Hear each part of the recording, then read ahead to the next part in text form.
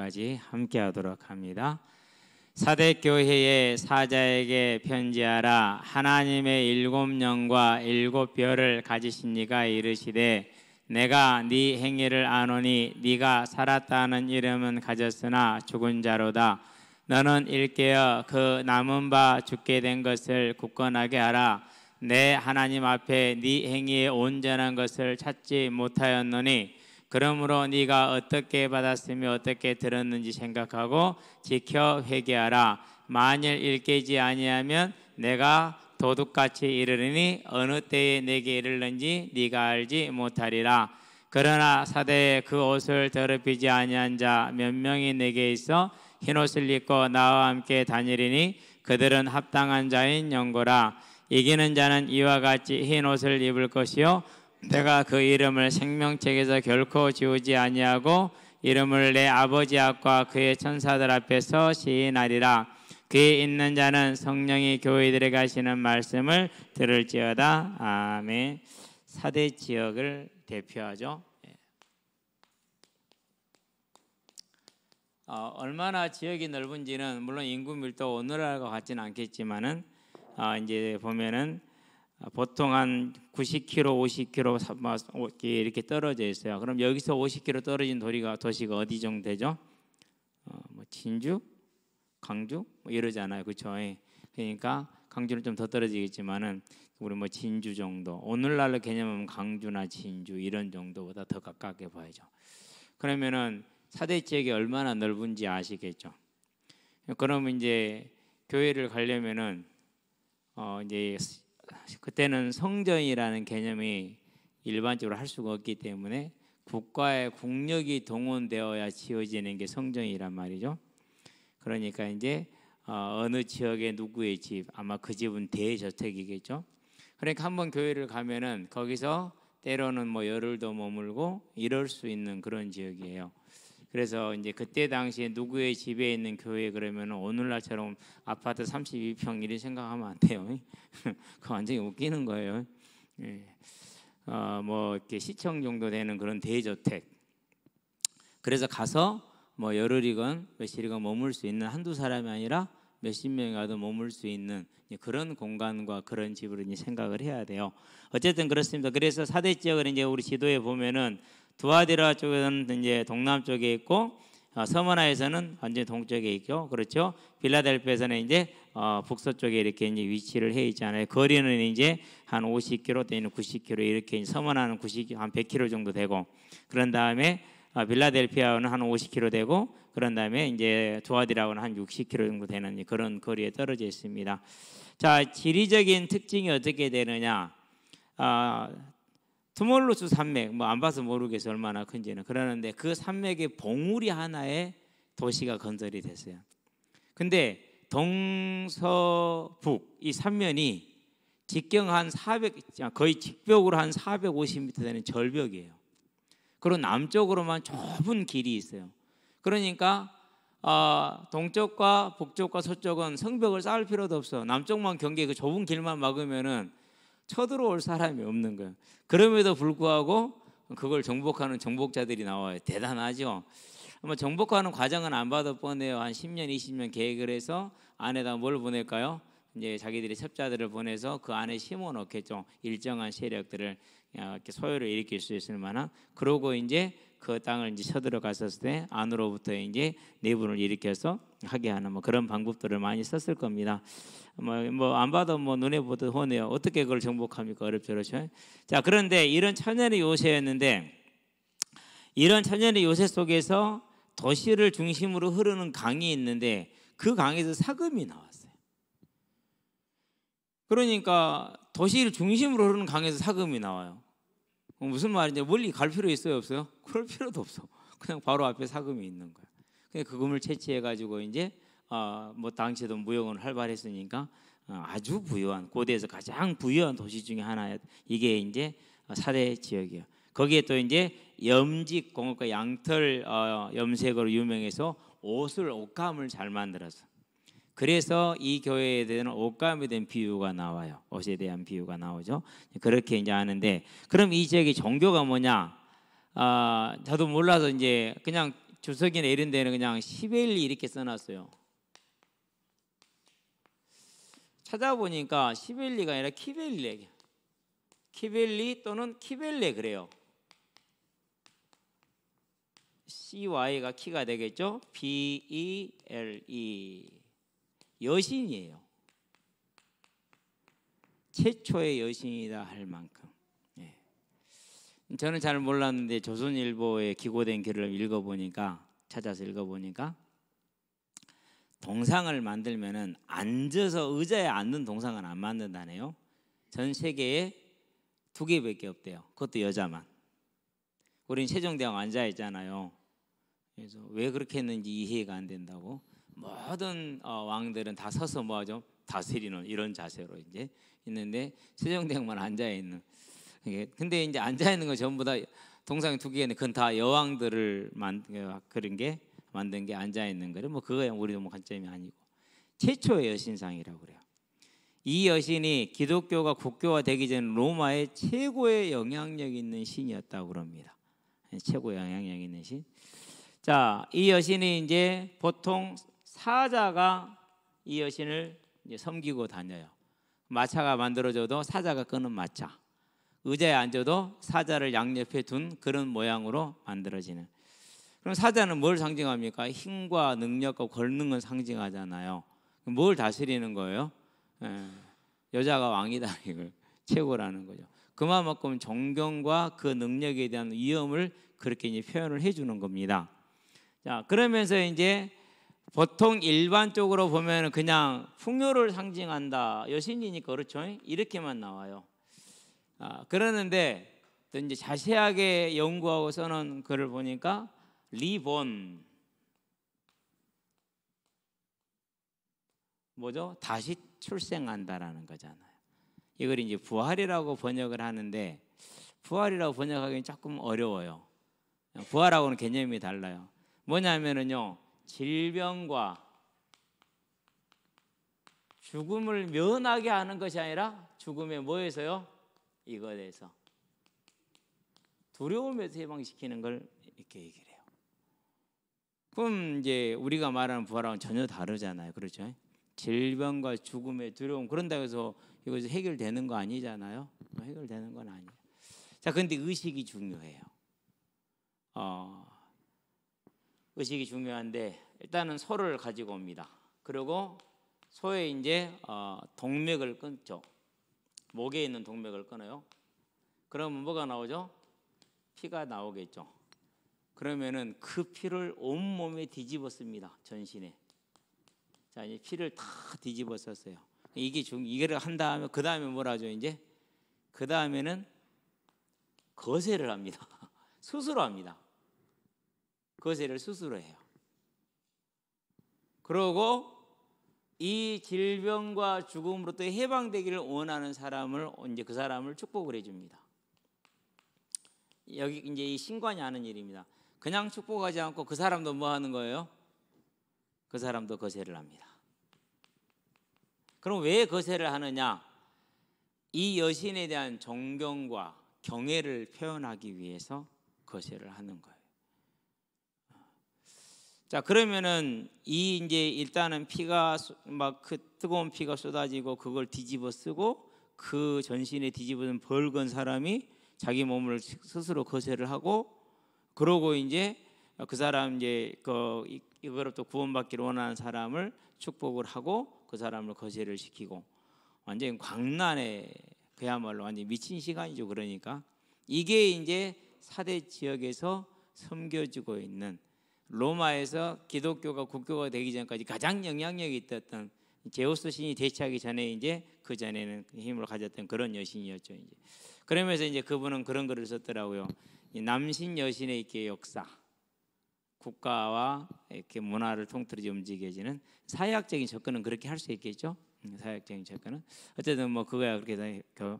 그래서 이제 이걸 통해서 뭘 한다고요? 리본 이제 죽음과 질병의 두려움에서 벗어나게 한다. 그런 말은 무슨 말이죠? 뭐에 잡히게 하는 거죠? 이게 이제 무슨 의식이에요? 두려움에서 어떻게 벗어나요? 한 가지 방법이 있어요. 그게 뭐예요? 그게 접신이에요. 그러니까 이 의식은 전부가 뭐가 되는 거예요? 접신 의식이 되는 거예요. 그래서 우리가 이제 음악 같은 것도 중요한 이유가 뉴에이지 음악 같은 건 접신을 위한 음악이에요. 듣기는 너무 편안하니 좋지 않아요. 그렇죠? 사람들이 모르고 듣고 평안을 얻고 잠잘 때 틀어놓고 자고 그런단 말이에요. 누구를 초청하는 거예요? 접신을 위한 거거든요. 모르면 당해요. 모르면. 실제로 뉴에이지 음악 듣다 접신되는 애를 봤거든요. 저와 여러분들은요, 이제 이런 지역, 이것이 이제 4대 지역의 그런 상태예요. 영적인 종교 상태 이렇게 지금 되어 있는 상태예요. 어느 지역이나 다 마찬가지죠. 자, 이 지역에 이제 복음이 들어간 게 2세기경으로 이제 그렇게 추측을 해요. 그래서 멜리토라는 지도자가 있었다 그러는데 우리는 잘 모르는 인물이니까 천국에 가서 만나보도록 합시다. 자, 그렇게 하고요. 자, 그 정도로 이제 이 지역의 여신에 대해서는 이제 소개를 하도록 하고. 차분하게 한번 들어가 봅시다. 1절입니다. 뭐라고 말합니까? 4대 교회의 사자에게 편지하라. 하나님의 7영과 7뼈를 가지신 이가 이르시되 내가 네 행위를 아노니 네가 살았다는 이름을 가졌으나 죽은 자로다. 칭찬이 없고 책망만 있는 교회. 4대 교회죠. 그래서 이제 이런 책망을 지금 듣습니다.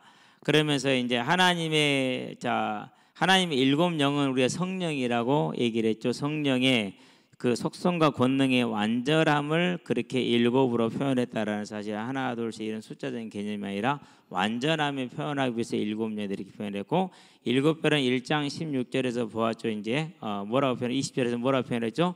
7교회의 사자다. 그래서 이것을 천사로 보는 경우도 있고 목사로 보는 경우도 있어요. 그러는데 하나님이 천사를 붙들어 주는 경우는 성경에 없어요. 다 그의 일꾼과 백성들이지. 그래서 목사로 보는 게 저는 개인적으로 맞다 이렇게 봅니다. 자, 가지시니가 이르시되 내가 너의 행위를 아노니 그랬어요. 아신다 그러죠. 저와 여러분들은 이게 이제 큰 위로가 되는 겁니다. 믿는 자에게는 위로죠. 그래서요, 여러분들이 신앙생활 하다 보면 이런저런 오해도 살 수가 있고 오해도 받을 수가 있고 그래요. 그럴 때 한 가지 기억하시게 되길 바랍니다. 누가 아신다고요? 주께서 아신다. 하나님 살아계신다. 언제나 그 사실 잊어버리지 마시길 바랍니다. 아신대요, 사대교회를. 자, 그러면서 뭐라고 말하냐, 이제 살았다는 이름을 가졌으나 죽은 자다 이렇게 얘기를 하죠. 자, 살았다는 이름은 가졌으나 죽은 자로다 그랬어요. 참 무섭습니다. 분명히 살았다 하는 이름은 있어요. 무슨 말입니까? 활동은 왕성합니다. 교회 활동이 대단히 왕성하다는 소리예요. 이제 이 부분을 설명하시는 분들 얘기를 쭉 정리한 걸 보니까 구도자 중심적인 교회.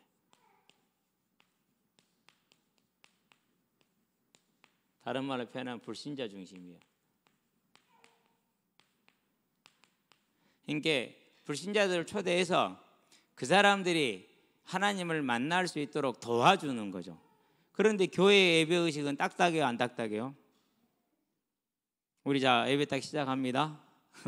자, 하나님은 영이시니 예배하는 자가 영과 진리로 신령과 진리로 예배할지니라고 딱 한 다음에 이제 다 일어나서 이제 우리가 이제 임내송을 하잖아요. 임내송을 딱 하고 이런 식으로 딱딱하게 진행이 되잖아요. 불신자들이 오면 적응해요, 못해요? 못한다라는 거예요. 이런 예배는 안 된다라는 거예요.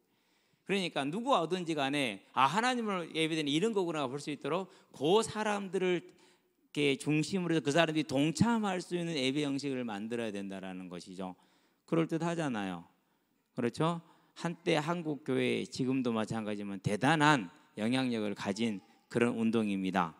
예배는 구원받은 자가 드린 게 예배입니까? 그럼 구원하기 위한 게 예배입니까?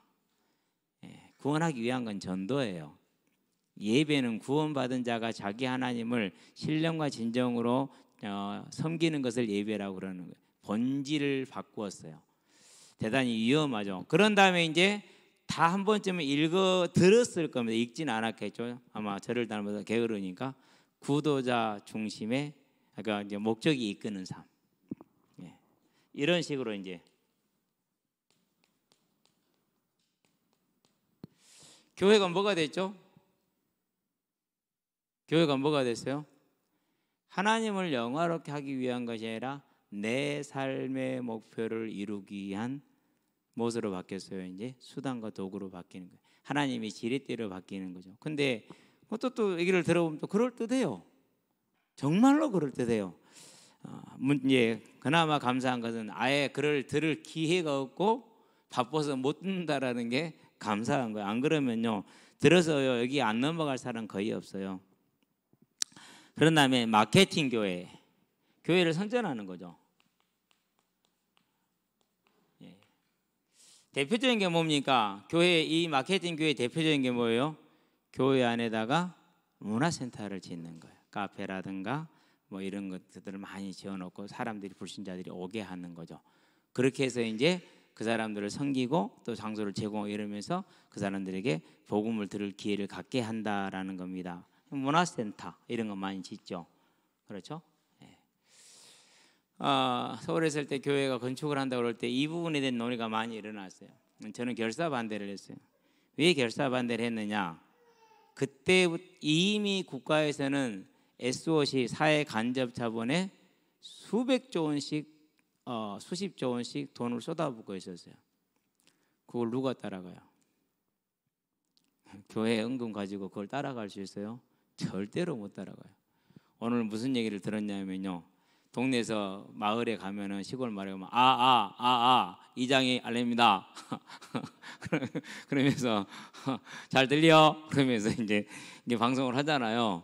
근데 각 집집마다 그것을 들을 수 있도록 벽에 시계가 있는데 그게 방송을 할 때 키면은 그게 이제 그 마이크로 바뀐대요. 각 집안에 들려지는 마이크로. 그러고 지나가는데 못 들어버렸다, 다시 듣고 싶다라면 되돌리게 다시 들을 수까지 있대요. 그러면 개인들이 돈 주고 그걸 사겠어요? 국가에서 다 설치하고 이렇게 쓰는 겁니다 설명 다 해주고 또 설명해주고 해가지고 다 한 것 아니겠어요? 그렇죠? 그 정도까지 국가가 하는데 교회가 그걸 하겠다고요? 그래서 절대로 안 된다. 아예 꿈도 꾸지 마라. 누가 그런 헛소리를 했냐? 근데 내 말이 들리겠어요? 안 들리겠어요? 뭔 전도사 하나 하는 얘기가 들리겠어요? 택도 없는 소리지. 아예 장로들이요, 쳐다도 안 봐요. 아무리 얘기해도 쳐다도 안 봐. 왜요? 이미 경도되어 있거든요. 들을 기가 없어요. 생각을 못 해요. 그게 뭐예요? 그게 한번 딱 들리면 끝나버리는 거야. 알 수가 없는 그것이. 그 돈 있으면 후대들 좀 쓰자. 그리고 그 돈 있으면 이 유학 들어와서 굶고 다니고 있는 저 유학생들 좀 도와주자. 간단하다. 좀 해봐라. 물론 지금도 못 하고 있고 앞으로도 못 할 거예요. 왜? 저거 해야 되고 문화센터 해야 되거든요. 자, 그래서 이제 그런 것들, 그러면서 이제 사업에 대한 화려한 광고 많이 봤죠? 거의 모든 이제 특별히 뭐 이단 사이비들은 제일 잘해요. 이런 거죠. 광고 나오면 기가 막힙니다. 문화센터를 통한 지역 주민들에게 호감을 사는 그런 모습들, 다양하고 재미있는 프로그램으로 운영되는 주일학교. 어떤 녀석이 그래요. 친구 따라 갔는데요, 되게 재미없어요. 내가 속으로 생각해서 그 교회 건강하구나. 주일학교 그 친구 따라 갔는데 4학년인데요, 되게 재미없어서 안 가는데요. 그럼 전사님은 뭐 이렇게 그랬는가, 이렇게 복음을 얘기한 거야. 걔 딸은 재미없죠. 내가 얘기도 안 듣는데 이제까지 제가 했고 안 들은 애 없었거든요. 거의 손꼽을 만할 정도인데 안 듣더라고요. 그래서 그 교회가 건강했구나라는 생각을 했어요. 역으로 이제 저는 이제 이게 또 이제 뭐 좋은 건지 나쁜 건지는 뭐 나중에 가봐야 알겠지만, 어제도 이제 어떤 녀석이요, 안경 쓴 녀석인데 안경을 벗고 왔어. 코도 부어 있고 눈탱이도 부어 있고 그래. 그래서 야, 너 안경 어디 뒀냐? 싸웠어요. 누구하고? 누구하고요? 여러분 다 아는 애들이에요. 예. 왜 싸웠냐? 그동안 많이 쌓여 있었어요. 쌓였대요. 그래가지고 이제 차를 타는데 그 이제 선생님이 애들이 뭐 먹고 싶어요 전화만 해도 사주고, 본인이 직접 못 오면은 먹어, 결제 내가 할게, 이런 분이에요. 그러니까 언제든지 지들 뭐 먹고 싶고 그러면은 전화해가지고 사달라고 그러면 사줘요. 그래서 이제 그게 좋잖아요. 얼마나 애들한테는 커요 그게. 그러니까 이제 애들이 이제 그리로 이제 많이 몰려갔는데 5명인가를 데리고 이제 밥 먹으러 가려고 했는데 이제 자리가 좀 모자라잖아요. 5명 타기가 6명이 되니까. 그래서 쩍벌을 하고 앉았으니까 쩍벌 치우라고 이제 한 대 다리를 이렇게 밀었는가 봐. 그러니까 바로 한 방 날린 거였지. 야, 근데 한 방 날릴 때 코 털어지고 눈 붙냐? 너 한 방 아니잖아. 싸웠어. 그런 모습을 보면서 뭐가 없는 모습이요? 예수는 교회는 다니지만 아직 변화하지 못하는 모습. 안타깝죠. 그러니까 얼마나 선생님이 애를 쓰는데 그런 모습을 보니까, 물론 저와 우리 교회도 다 연관되어 있는 아이들이에요. 뭐 거기만 연관된 애들이 아니고, 이런 모습들을 이제 우리가 이제 봄을 통했는데, 이게 이제 활동은 있어요, 왕성하게. 그런데 뭐가 없어요? 그걸 뭐라고 그러면 성화라고 그러죠. 이게 없는 거예요. 그래서 살았다는 이름은 가졌으나 죽은 자다, 이렇게 얘기를 합니다. 살았다는 이름은 가졌으나 죽은 자로다라고 표현을 하는 이유가 그런 겁니다. 그래서 예배라든가 전도라든가 선교라든가 봉사나 또는 교육이나 교제 같은 게 정말 활발합니다. 그런데 성화나 거듭남이 없는 겁니다. 개인의 성화와 거듭남이 무척 누구는 그렇고 우리는 안 그렇고 이렇게 말할 것은 아니고요. 정말 우리 모두가 안타까운 그런 이제 교회의 모습이 사대교회의 모습이죠. 2절을 볼까요? 너는 일깨워 그 남은 바 죽게 된 것을 굳건하게 하라. 내 하나님 앞에 네 행위에 온전한 것을 찾지 못하였노니 그랬어요. 일깨워 이렇게 현재 미알로 부사와 형제 능동태 분사가 결합이 됐어요. 그 말은 무슨 말이냐면요, 계속적인 경성을 뜻하는 것을 뜻하여서 회개를 촉구하는 겁니다. 그래서 항상 깨어 있어라, 근신하라 이겁니다. 지금 일깨우라는 건 근신하라. 베드로전서 5장 8절에 있는 것처럼 근신하라, 깨어라, 일깨워, 이 말이 똑같은 말입니다. 자, 그 남은 바 죽게 된 것 그랬어요. 다 죽었다 안 죽었다? 그래도 아직 다 안 죽었어. 아직 살아있어. 그러면은 남은 바 죽게 된 게 뭐를 말하는 걸까요? 이번 주에 말씀을 받았죠. 교회의 가르침이 뭐라고요? 예수의 대속 그리고 예수의 부활이라고. 대속의 은혜를 아는 자의 삶, 부활의 소망을 가진 자의 삶,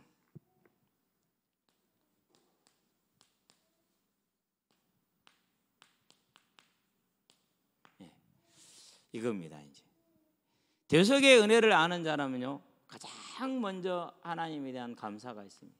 그리고 하나님을 사랑하게 됩니다. 당연히 또한 이웃 또한 사랑하게 됩니다. 부활의 소망에는 이제요, 절제할 수 있습니다. 그리고 뭐 할 수 있습니까?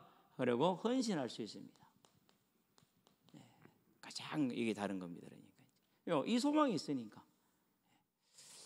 분명한 상급을 바라보고 내가 사랑하는 주님이기 때문에 내가 원해도 참고 하기 싫어도 하고 절제죠. 그러면서 인내하면서 헌신하는 이 삶을 사는 거예요. 그러면 이 삶을 뭐라고 그럽니까? 이것을 가르쳐서 빛이라고 그러고 이것을 가르쳐서 소금이라고 그럽니다. 이걸 뭐라고 그럽니까? 이것을 정인 이렇게 말하는 겁니다. 그래서 초대교회사를 보면은 말로 전파했다는 경우는 많지 않아요. 다 뭐예요? 증인이었어요. 무슨 증인이요? 이 빛과 소금의 증인, 곧 요 증인이었던 거예요. 그들의 삶에 얘기를 하는 거예요. 그들의 삶으로 말을 하는 거예요. 그들의 삶으로 전도를 보여준 거죠.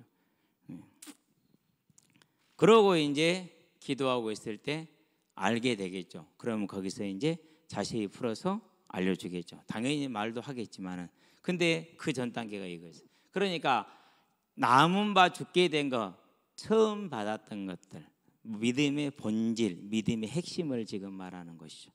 열심히 교회 활동을 하는데 이 감사와 사랑이 사라져 있다.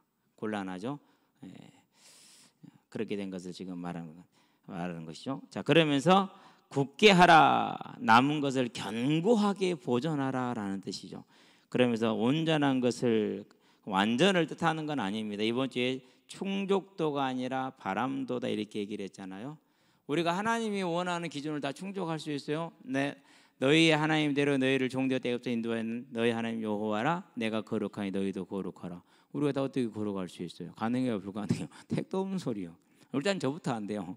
공태다 저 새끼 저거 봐라. 저 예배 애들 보면서 목사님 웃기더니 목사님 저 새끼 한다. 목사는 그것도 안 돼. 오늘 어떤 제 우리 목사님 너무하네요. 뭘 내가 너무해? 왜 목사님 혼자 목사님 기준이 다 여기서는 완전히 목사님이 왕이래. 목사님 왕이 아웃하면 아웃이고 아니면 아웃이고 저번에는 제가 우리 기준은 아웃이라고 그랬잖아요. 근데 목사님 그거 아니라고 그랬죠. 아니 분명히 라인에 걸쳐 있었잖아. 그래도 나갔으니까 옛날 기준대로 하면 아웃이야 맞죠? 그러더라고. 아니거든. 그래가지고 이제 그걸 살아서 꼴이 됐어요 이제. 그러니까 얼마나 이제 그 녀석 그게 억울하겠어 그렇죠. 그래서 이제 억울해 하길래 하나 봐줬죠. 이제 하나 꼴 한번 넣어보라고 이제 밀어줬어. 얘들아 놀 때는 그래야 돼요. 그렇게 해서 풀어주고 달래주고 또 같이 놀고 그래야 되니까. 그러니까 애들이 볼 때도 저그들이 이제 받는 것은 둘째 치고 그렇단 말이죠. 옆에 앉아있다가 목사님 차에서 물 하나 꺼내 먹어도 돼요? 꺼내 먹어라. 그래봤자 500원 600원밖에 안 하니까 꺼내 먹어라. 왜 그렇습니까? 기준이 있기 때문에 그들이 바라는 기대치가 있으니까. 그래서 우리는 어떤 배로든지 어떻게 되니 완전한 충족은 할 수가 없어요. 뭐가 있다고요? 바람도. 우리가 얼마나 하나님을 마음의 중심으로 해서 원하느냐. 그래서 온전한 것을 찾지 못했다. 하나님이 완전한 것을 요구하시는 것이 아니라 하나님을 사랑하는 걸 요구한다라는 걸 언제나 기억하시게 되길 바랍니다. 자, 그럼 3절입니다. 그러므로 네가 어떻게 받았으며 어떻게 들었는지를 생각하고. 자, 어떻게 받았고 어떻게 들은 것 그리고 받은 것을 말하는 거죠. 그러니까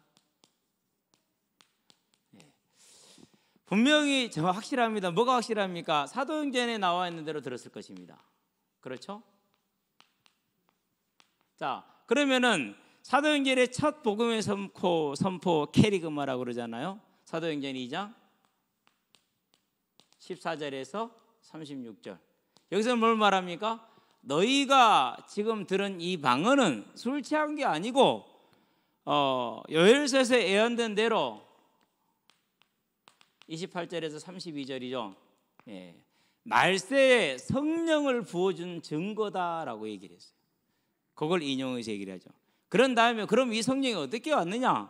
다윗이 말했지 않냐? 시편에 보니까 16편 10절에 예수님이 죽음과 부활을 말했지 않냐? 그 말대로 예수님이 죽으셨고 그리고 부활했고 우리는 이 일에 뭐다? 32절에 증인이다 라는 거예요. 그러니까 뭘 말합니까? 성령을 통해서 말세가 됐음을 증거하고 그런 다음에 그 말세를 이루신 예수님의 죽음과 대속과 뭘 증거한 거예요? 부활을 증거한 거예요.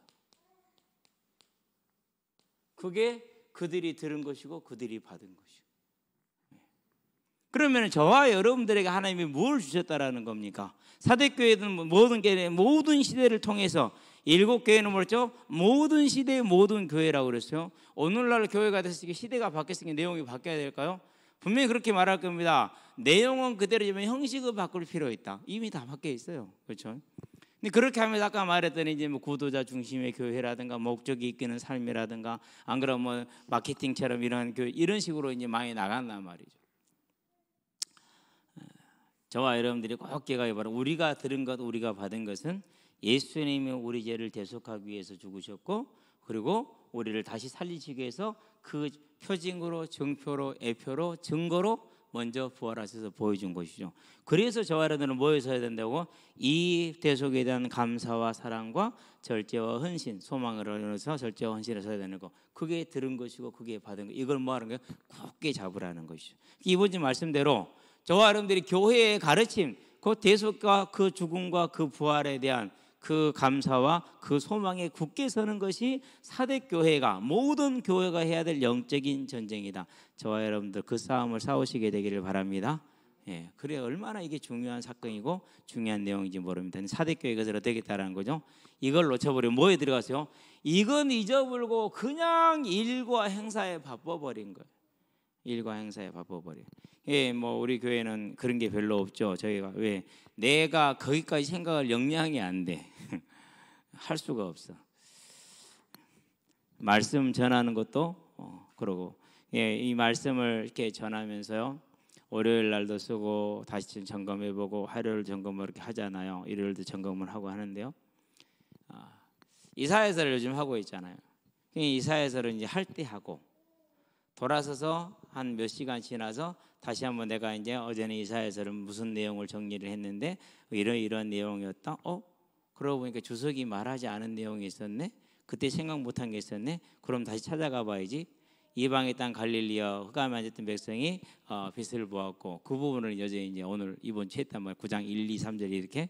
근데 이제 그 생각해 보니까 그렇구나. 정말 예수님이 가장 먼저 복음을 선포하기 시작한 곳이 어디죠? 그게 갈릴리요. 제자들을 다 누가 어디서 불렀죠? 대부분 다 갈릴리 사람들을 불렀어. 그렇죠? 그리고 사도 바울이 사도행전 13장에서 뭐라고 그랬어요? 13장 31절인가 거기에서 이 갈릴리로부터 올라온 사람들도 그 일의 증인이라 이랬어요. 그러니까 뭐가 된 거예요?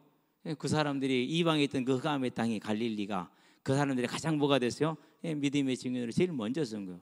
450년 전에 선포된 말씀인데 450년에 선포가 됐어. 그걸 딱 생각을 하니까는요, 감회가 새로 와서 무슨 감회가 새로 왔느냐? 그게 복된 소식이라는데 복된 사람이 몇 명이나 됐을까? 그죠? 우리는 복고 나면 사업이 잘 되고 자녀들이 잘 되고 막 일이 되잖아요. 근데 예수님이 온 게 그게 복이라네. 예수님을 먼저 들은 게 복이라네. 믿는 게 복이라네. 그러면서요, 사람들이 예수를 믿어서 기대하는 것과 이 이사야 선지 선포했던 9장 1, 2, 3절의 이 복이 일치를 하지 않는구나. 정말 저와 여러분들은요, 이 대속의 죽음과 부활이 저와 여러분의 믿음의 가장 큰 중심이고 복이라는 것, 들은 것이요 받은 것이라는 것을 굳게 잡는 우리 하나님의 자녀들 되시기를 바랍니다. 자, 생각하라, 염두에 둬라, 항상 네 상태를 점검하고 되돌아보아라, 이런 뜻입니다. 지키어 이렇게 말합니다. 이미 들은 복음을 굳게 잡으라는 것이죠. 회개하라, 메타노에선이라고 이렇게 얘기를 했잖아요. 부정과거 능동대명령이라고 그래요. 단번에 결정적으로 한 번에 끝내는 거니까. 회개는 먼저 뭐가 있습니까? 버림이 있어야겠죠. 뭘요? 죄악에 대한 모든 것들을 버려야겠죠. 그렇죠. 버렸으니까 뭐 해야 됩니까? 이제 체험이 있어야겠죠. 그게 뭡니까? 이제 우리가 하나님을 섬기는 예배의 삶을, 아까 말했던 대속과 부활에 대한 소망의 그 예배의 삶을 채워야겠죠. 그러니까 한 번에 딱 돌아서라는 것입니다. 저와 여러분들은 한 번에 돌아설 수 있게 되길 바랍니다. 안 되면 돌아서기를 애쓰시게 되길 바랍니다. 왜 그렇습니까? 그때 하나님이 도우십니다. 그렇게 돌아섰던 이는 경제적인 손실이 오더라, 손해를 보시게 되길 바랍니다. 그렇게 돌아섰을 때는 인간적인 관계의 단절이 오더라, 그 단절을 감내하시게 되길 바랍니다. 왜 그렇습니까? 해야 될 이유가 있어요. 이따 다시 나오겠지만 마태복음 10장 32절 33절에 뭐라고 말합니까? 네가 사람들 앞에서 나를 시인하면은, 방금 얘기했던 그게 사람들 앞에 시인한 게 되겠죠. 나도 하나님과 천사들 앞에서 너를 시인할 것이고. 자, 그러면 누가 증인으로 선다라는 거예요? 불꽃 같은 눈동자를 가지고 우리의 모든 것을 지켜보신 그분이 마지막 심판 때 왼쪽에 세울 것인지 오른쪽에 세울 것인지 판단을 받을 때 누가 증인이라는 거예요? 예수님이 증인이고 예수님이 심판자라는.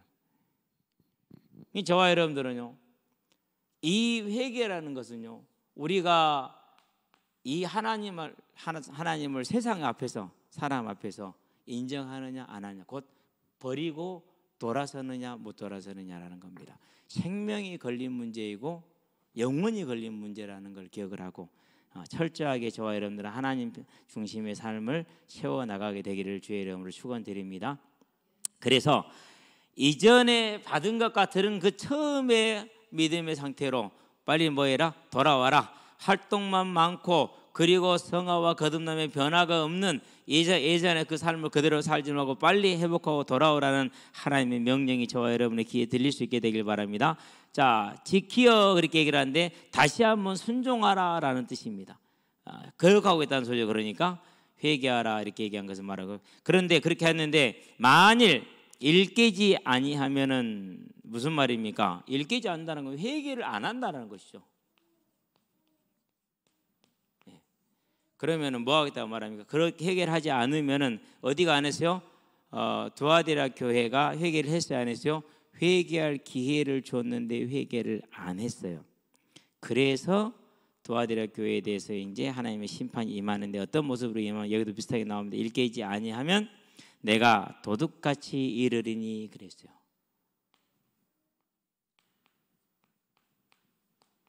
자, 마태복음에 보니까 예수님이 말세의 재림을 말할 때 그러므로 깨서라 어느 날에 너희 주가 임할는지 너희가 알지 못함이라고 24장 42절에 말하잖아요. 근데 이건 종말을 말한 겁니다. 그렇죠? 그러는데 여기서 이제 도둑같이 임하리라는 것은 종말이 아니라 현재적인 심판입니다. 우리가 하나님의 자녀잖아요. 악의적인 그리고 고의적인 죄를 모르고 지을 수가 있어요. 악의적인 고의는 어떻게 모를 수가 있어요? 잘못 배우면. 그런데 분명히 하나님이 그 잘못 배운 거에 대해서 뭘 주시죠? 교훈을 주신단 말이에요. 바른 말씀을 주셔요. 그런데 일깨지 않았어요. 돌아서지 않았어요. 그러면은요, 하나님이요, 그래도 시간을 주신다 안 주신다? 주시는데 언제 현재적인 심판을 절대 면제하지 않아요. 오긴 오는데 언제 온지를 모르는 거예요. 괜찮다라고 생각할 것이 아니라 항상 우리는 깨어있게 되길 바랍니다. 그게 중요한 거예요. 도둑같이 이른다라는 것은 종말에 대한 심판이 아니라 현재적인 심판이 언제 올지를 모르는 걸 말합니다. 재림을 말하는 것이 아니라 교회를 수시로 심판하실 것이라고 이렇게 얘기를 합니다. 왜 그렇습니까? 심판을 해야죠. 그게 뭡니까? 히브리서에 보니까 12장 1절부터 13절까지 사랑하기 때문에, 자녀이기 때문에 징계를 하잖아요. 징계가 없는 게 뭐라고요? 그게 구원받지 못했다라는 증거예요. 징계가 있다는 게 뭡니까? 구원받은 자녀라는 증거예요. 그렇죠? 자, 4절입니다. 그러나 사대에 그 옷을 더럽히지 아니한 자 몇 명이 내게 있어 그랬어요. 옷을 더럽히지 않았다? 믿음을 뭐하고 있다는 것이죠? 유지하고 있다는 거죠. 이런 걸 뭐라고 그럽니까? 남은 자다 이렇게 얘기를 하죠. 네, 남은 자. 자, 몇이 있다는 의미밖에 그 원래적인 원어적인 의미는 무슨 뜻이냐면은요. 이름 몇 이름들이 있다 이런 뜻, 몇 명, 몇 이름들이 있다라는 뜻인데요. 사도행전 1장 15절에는 그 몇 명을 뭐라고 표현해서 120명이더라 이렇게 얘기를 했죠. 계시록 11장에서는 13절에 7,000명은 회개를 안 했고 나머지는 다 회개하는 걸로 나와요. 그런데 여기서는 그런 의미는 아닌 것 같아요. 자, 사대 교회 안에서 믿음을 지키는 몇 사람이 있는 거예요. 이게 슬프잖아요. 정말로 슬픈 거예요. 한 교회 안에서 같이 모여 있는데 몇 사람은 인정을 받았고 대다수가 인정을 못 받고 있다라는 거예요. 그래서 예수님이 한 교회에 양과 염소가 섞여 있다고 말하잖아요. 저와 여러분들은 언제나 믿음의 순종을 들어가는 양의 대열에 서게 되길 바랍니다. 그렇다고 해서 양의 삶이 얼마나 특별합니까? 그러지는 못할 겁니다.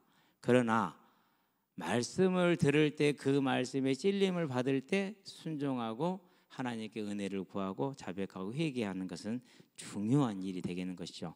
저와 여러분들은 꼭 그런 자들이 되길 바랍니다. 자, 그렇게 말합니다. 그 옷을 더럽히는 몇 명이 내게 있어 흰 옷을 입고 나와 함께 다니리니 그랬어요. 여기서 또 흰 옷이 나왔어요. 여러 가지 해석이 있는데 주석에서는 어떻게 이제 어떤 해석들을 지지를 했느냐면은요. 그리스도의 속죄로 말미암은 의다 또는 죄나 이교도적인 혼합에서 분리시켜 자신을 거룩하게 지키는 것이다 라고 이 흰옷을 해석을 했어요. 그러는데 여기서 나와 함께 다니리라는 게 중요해요. 그건 뭐죠? 언제를 말하는 거요? 지금 살아있을 때를 말하는 거야? 안 그러면은 이 땅을 떠난 이유를 말하는 거요? 그건 사후를 말하잖아요. 그렇죠. 그렇기 때문에 그리스도로 말미암은 속죄받은 의라든가 구별된 삶을 말하는 것이 아니라 저와 여러분들이 하나님을 배웠을 때 최후의 하나님이 우리에게 입혀줄 하늘 영광, 마태복음 17장 2절에 나오죠. 하얗게 변화된 모습. 그때 이 모습을, 이 흰옷을 지금 이루는 거예요. 그래서 저와 여러분들이 이 땅에서 아까 말했던 절제와 헌신과 감사와 사랑의 삶을 살 때 하나님 우리에게 뭘 주신다고요? 상급으로 이렇게 구원에 참여하는, 이걸 또 뭐라고 해서 흰 돌이라고 얘기를 한다고 그랬죠. 예, 같은 의미들을 가지고 있는 것 같아요. 예, 그렇게 봐도 틀리지 않겠다라는 그런 이제 생각이 듭니다. 자, 흰 옷을 입고 나와 함께 다니니 그들은 합당한 자인 영혼이라죠. 합당하다 무슨 뜻입니까? 이번 주 우리가 요아스 왕을 볼 때 여호와 보시기에 뭐하였더라? 여호와 보시기에 정직하였더라 그랬죠. 하나님 기준에 인정이 되는 거예요. 근데 우리 기준에 인정 안 될 수 있어요. 가령 뭐 20명 몇씩 이렇게 죽은 살인범이 예수를 믿어서 흰 옷을 입게 된다. 우리는 그게 인정이 돼야 안 돼요. 그렇죠? 예. 우리는 그게 잘 이해가 안 돼. 특히 우리가 만약에 그런 피해를 입은 그런 관계된 자라면 더더욱이 그렇잖아요. 그러니까 우리 개념으로서는 불가능한 그런 것일 수도 있어요. 그런데 어쨌든 그건 주님께서 오늘 이제 주관자 되시는 주님께서 보시기에 합당하다, 정직하다라고 인정을 한 거예요. 저와 여러분들 그래서 우리의 믿음 곧 그분의 대속과 부활에 대한 확실한 믿음과 소망을 감사와 그리고 사랑과 절제 원신을 언제나 지키는 저와 여러분들 되기를 바랍니다. 그래서 마지막에 때 왼편과 오른편에 나뉘어질 때 주님께서 저가 항상 나를 시인하였고 내 일에 충성했다라는 그 주님의 증인을 저와 여러분들이 받고 오른편에 들어가서 우리를 위해서 예비된 그 나라에 들어갈 수 있게 되길 바랍니다. 5절입니다. 이기는 자는 이와 같이 흰 옷을 입을 것이요. 그러니까 4절에 말한 걸 5절에 다시 확신을 해주죠. 여기서 이기는 자라는 건 천국을 얘기하는 거니까 내가 그 이름을 생명책에서 결코 지우지 아니하고 지우다 흐리지 않는다라고 말합니다. 자, 그러면 생명책에서 지우지 않는다. 좀 고민을 해봐야 될 표현입니다. 그렇죠? 생명책에 기록됐다는 것은 선택받았다는 소리잖아요. 그렇죠? 네. 거기에 이제 땡땡땡의 이름이 이렇게 딱 기록이 됐어. 우리는 세자이지만 다른 나라는 안 그렇겠죠. 예. 근데 이걸 지우겠다는 어떻게 지우겠다는 건 흐리게 안 떨어지거든요. 이렇게 가려워버리는 걸 말이에요. 이런 식으로 누군지 알아볼 수 없는 겁니다. 그러니까 천국에 들어가요? 못 들어가요? 못 들어가요. 왜? 누군지 알아볼 수 없으니까.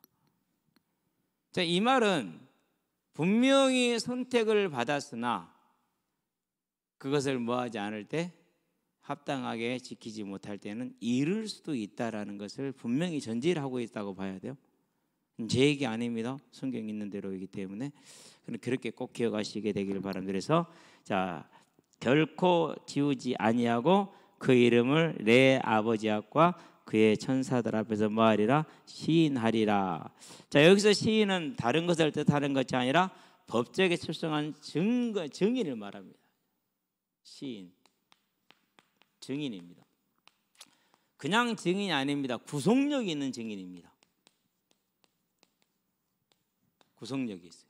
그렇기 때문에 이 시인 증거는 뭐 할 수 없고 이 사람을 무죄다라고, 이 사람은 의롭다라고 칭의를 얻는 확실한 증거가 되는 겁니다. 그래서 저와 여러분들이요, 오늘 이 대속에 대한 요아스 왕이 교훈을 받는 동안에 하나님의 그 말씀을 따라서 믿음의 삶을 산 그 대속과 부활에 대한 소망에 섰던 것처럼 저와 여러분들도 이 언약에 든든히 설 수 있게 되길 바랍니다. 그래서 우리가요, 예수님 앞에서 섰을 때 분명히 예수님이 시인할 겁니다. 저가 대속의 은혜 속에 있었고 부활의 소망 속에 있었음을 내가 증거합니다. 그러면 저와 여러분 오른편으로 갈 수가 있는 것이죠. 그 삶이 저와 여러분의 오늘의 삶이 되게 하시고 오늘의 선택이 되게 하시고 오늘의 저와 여러분들의 노력이 되는 하나님 앞에 삶이 되게 하시게 되길 바랍니다. 그렇게 돼서 우리가 주 앞에 섰을 때 주께서 시인함으로 내가 저를 알고 저가 나를 위해서 이렇게 헌신했습니다라는 증거를 받음으로 하나님께서 우리를 위해서 예비하신 영원한 즐거움에 참여할 수 있기를 주의 이름으로 축원드립니다. 자, 사대교회는 그래서 뭐 없이요? 칭찬 없이 책망만 받은 교회다. 그럼 우리도 언제든지 간에 이것을 돌아보고 우리 마음의 중심에 담고 항상 깨어서 경성하는 사람들이 되기를 바랍니다. 함께 경성해 있어야 됩니다. 그래야 우리가 건강하게 거듭날 수 있고 주님 오시는 그날까지 갈 수가 있는 것입니다. 기도합시다. 살아계신 아버지 하나님, 사대교회가 분명히 성령의 능력으로 시작하여서 성령의 가르친 바를 따라갔으나 어느 경점에 그들이 하나님을 잃어버리고 살았다는 이름은 가졌으나 실상은 죽은 자가 되어졌으며 그 죽은 자가 된 것을 알지 못하기 때문에 하나님께서 그들에게 너희가 죽은 자라는 것을 알려주었음을 봅니다.